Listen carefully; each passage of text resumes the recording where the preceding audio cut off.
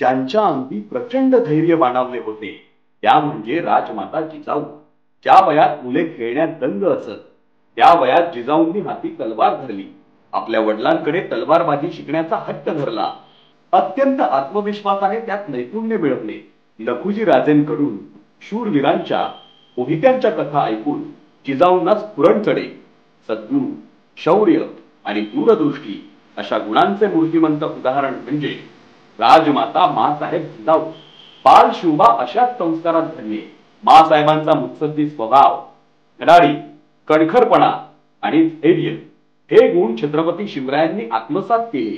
निष्पक्षपातीपणे केलेला न्यायनिवाडा, प्रजेबद्दल माँसाहेबांच्या मनात असलेलं निस्सीम प्रेम या साऱ्यातून छत्रपती शिवराय ठळक केले. जिजाऊंनी महाराजांना स्वराज्याचं ध्येय दाखवून एक महान शासक घडवला.